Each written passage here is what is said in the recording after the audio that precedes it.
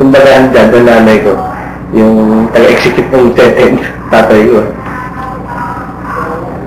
Ano ba happy moment sa'yo? Siguro katulad ng isang beses. Punta na Hong Kong yata ang dati.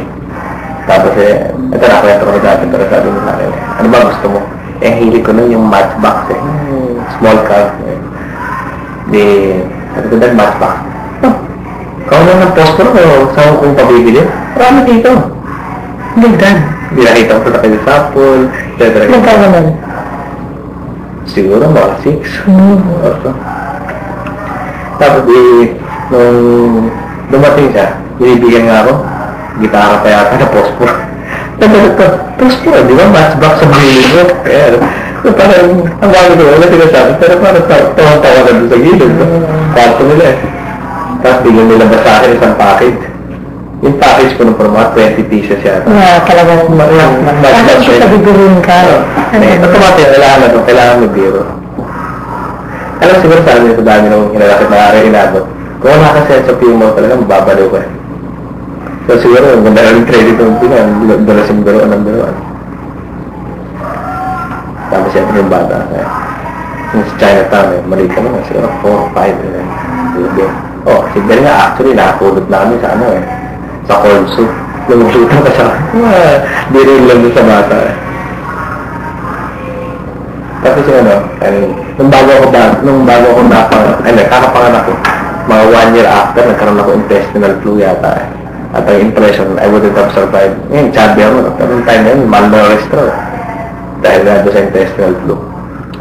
So, yung type ng nanay ko nando sa ospital. Intestino, sa papa yata, sa legs, kinabit dahil walang mapapaglagay na iba. Tapos yung tatay ko, hirap na hirap ko yun. Finally, may anak na lalaki, tapos parang dying raw yata. Hindi sure, in short. Best friend niya, sabihan sa tanda sa kanya nagawin niya, namatay na, sabi si daddy. Tapahan mo na yung bigbig mo at malamang hindi natatagal ngayong gabi. Parang balik ka lang daddy dahil ganun lang yung nagakit bakit naman? Biglang nabuhay, biglang sobra na. Ngayon, sabi ng nanay ko, hindi ko malaman kung paano ka nang galing sa palaki mo niya. Pero yung time yun talaga, ito yung nagkakwentuhan. Tumawagin sa daddy.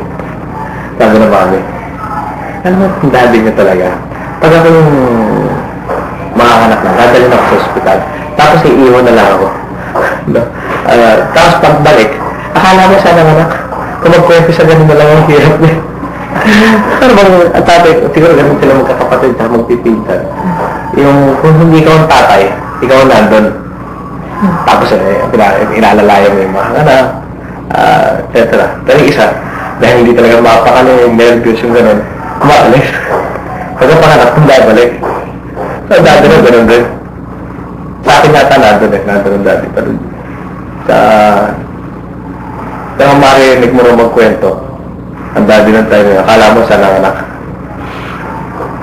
Ang hirap talaga, pakakanak na to. Ayaw ko nang ulitin talaga. Actually, nadaanan, may pressure rin siya at lahat na. Pero yung hirap siyempre sa lahat yung actual delivery.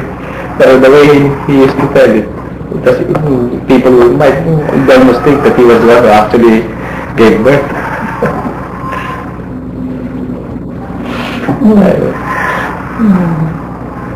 Ano sila? Ginakwento niya strategy sila niya, which is political opponent. Tatawa ka rin. Pero overall ito, parang siguro, pag serious sa dati, serious sa serious. Pero, parang talaga. Ang may humor. Investigo talaga dyan. Dahil ka kwento dyan. Pero yung pinakwento dati, lumabas doon sa memorabilia. Kwento ng mga people na nasa Luisita siya. Yung pinsan yata niya, so may kumakain sila. Na-discover ng dati na wala siyang dala na naman pera. Nakita niya yung pinsan niya ngayon. Tawag mo ko. May tawag mo talaga hindi hinsan Basta may terms ako pa. Tinawag niya. Sa paglapit sinabi niya, kung na muna ang bahala dito, wala akong pera. So yung pinsan niya hindi kasama doon sa kaya, tingin na ako bunot, nagbabayan. Yung babayan niya, later ang point nga lang, yung certain point in his life, no? My dad was not exactly poor. Can't afford these things. Pero, yung sa lahat ang iniisip na siguro, itong pwede na ganito, hindi niya maasikas. Pero nanay ko na. Gusto talak ng mga hasa na yan. Yeah, tagal mo let's go for it. But, yung pinto na yun, sa tablak nangyari na. Talak. Yung, ayun sila sa, ano to, governor yata sa, ayun sila jeep. May inspection yun. Yung pasakay siya. Dahil niya kasi sabihin, let's go. Pag sinabi niya, let's go. Yung parang professor na finish or not finish eh. Pass your paper, no? Kung di ka handa, sorry, iwan ka. Sa pagsampa niya, let's go. Andar na kagad yung driver, takbo na. Eh, may naiwan siya. So, bago siya sumakay, bumabasa kagad. Dahil, nasabi na niya, let's go. Pero binaligan niya. Sa paglabas niya, wala na siya sakit niya. Nung nakatakbo na lang ng mga 5 kilometro, doon pala napansin, saan ho tayo? Pagligan mo, wala doon. Balik sila ngayon. So, yun ang nadalo ko siya ng let's go niya. Pero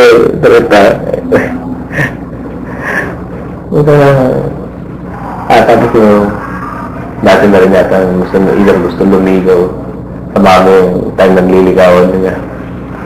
Katulad nung saan to? Sabi niya, siguro boyfriend tao nakakahirap ito. Huwag ka na describe mo lang. But yung description sa Luisa is not flattering. Tapos naman, kayo to pay ng tao yun. Yung anong binugo ng tao yun, na alam na lahat ng klaseng sayaw. Kaya, talaga naman sabi niya, wala ang taon to. Pero, apekto rin. Para maalala pa niya. Nasa na rin ako na kwento niya. Tapos binatanong sa'yo, paano ba nga nagkakilala? Namamaya yan at kinukwento na. Dahil kung kami na lang, magana. Ano pa magagawa? Nung unang pagkakita sa ng mami mo sinabi, itong pakakasalang ko, wala na. Pahuli na ako from that day on. Tapos sa tinawag, kapal po. Yung bira nila. Hindi na yung hinahabol mo sa akin, yung ideal eh. Nung namatay kasi yung lolo ko, my mother's father. Very close ang daddy ko sa kay lolo ko ngayon. Ngayon. Okay. Ngayon, yung una. At saka yung isa sa pinaproblema rin na lolo ko dahil sa sentensya ng daddy. Talagang pinag-tuloy ko din military trade yun. Talagang maawa ka ang tanda na yun. Yung hinanakit na inaabot talaga, gano'n na lang. Tapos walang outlet. Matay lolo ko yung cerebral hemorrhage. Yung contributing factor na rin sa nanay. 76 yata. Tapos yun na, kinokonsole ng daddy ang mami, no? Tatay niya. Pero after a few hours, ang mami na nagkokonsole sa daddy.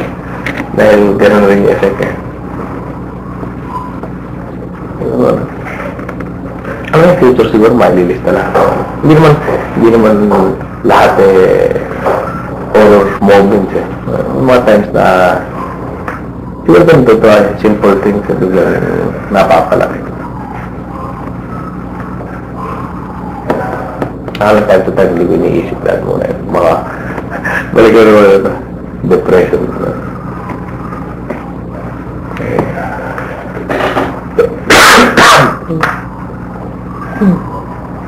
Kaya Kaulan na.